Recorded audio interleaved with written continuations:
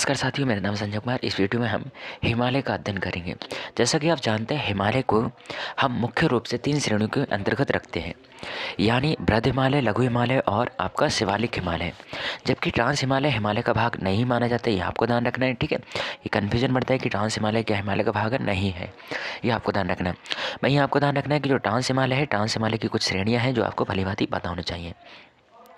बात करें हम ट्रांस हिमालय की कुछ श्रेणियों की, तो आपको ध्यान रखना है काराकोरम श्रेणी, लद्दाख श्रेणी, जास्कर श्रेणी और कैलाश रेंज, यानी कैलाश पर्वत। ये आपको ध्यान रखना है। ये किसकी आपकी श्रेणियाँ हैं, आपको ध्यान रखना है ट्रांस हिमालय की।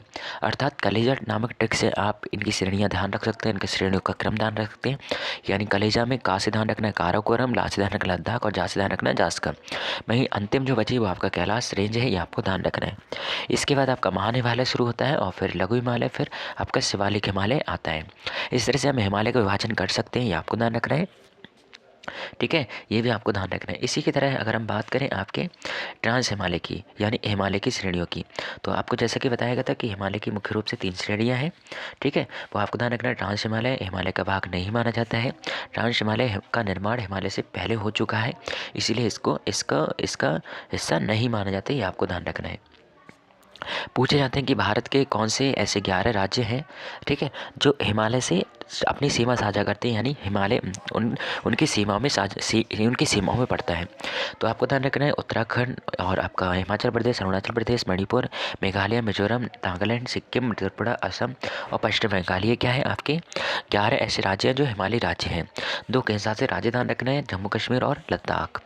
इसी तरह से आपको पता होना चाहिए कि आपके, ठीक है, इनका क्रम जैसा कि आप बता चुके हैं, काराकोरम, आपका लद्दाख, जास्कर पी और, ठीक है, और कैलाश रेंज। इसके बाद आपका ध्यान रखना है पीरपंजल और धौराधर। ठीक है, इसी की आपको ध्यान रखना है, इसी के रेंज है ट्रांस हिमालय की। अच्छा, क्या मतलब कलेजा तक आपको ध्यान रखना है, यानी काराकोरम, लद्दाख, जास्कर और आपका, ठीक है, कैलाश रेंज। इसके साथ साथ अगर बात करें तिब्बत, काराकोरम और जास्कर 2 पर्वतों के बीच स्थित है, ये आपको पता होना चाहिए। तो यानी तिब्बत आपका, जास्कर और लद्दाख, ठीक है, यानी सॉरी काराकोरम और जास्कर के बीच स्थित है, आपको ध्यान रखना है तिब्बत। इसीलिए आपको ध्यान रखना है तिब्बत जो है, तिब्बत में ही अधिकांश भाग हिमालय, ट्रांस हिमालय का पड़ता है, इसीलिए इसे, ठीक है, तिब्बतियन हिमालय भी कहा जाता है, यानी ट्रांस हिमालय को तिब्बतियन हिमालय भी कहा जाता है। ये भी आपको ध्यान रखना है। इसके साथ महान हिमालय या बृहद हिमालय के उत्तर में स्थित है ट्रांस हिमालय, ये आपको पता होना चाहिए। इसी तरह से ट्रांस हिमालय की अगर बात करें तो इसमें काराकोरम, लद्दाख, जास्कर और कैलाश रेंज आती है, ये आपको पता होना चाहिए। इसमें वनस्पतियों का अभाव है, इसीलिए, ठीक है, और इसका निर्माण आपको ध्यान रखना है हिमालय से पहले हो चुका था।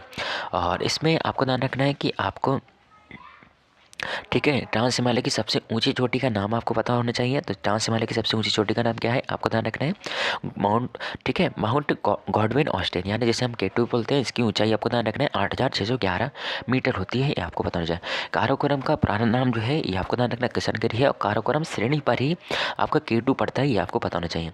काराकोरम श्रेणी को उच्च एशिया की रीढ़ भी कहा जाता है, ये भी आपको भली बात ही पता होना चाहिए।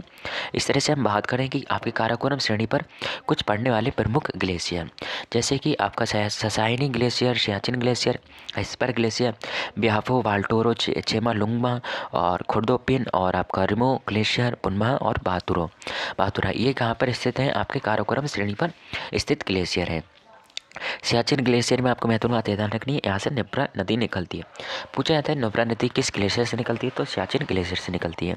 वहीं आपको ध्यान रखना है ट्रांस हिमालय और बृहद हिमालय, इनको विभाजित करने वाला जो जोन है उसको क्या कहते हैं, ITSZ, ये आपको ध्यान रखना है, ITSZ, यानी इंडो सांगपो सचर जोन, ये आपको पता होना चाहिए। इसकी फुल फॉर्म भी पूछ सकते हैं आपसे।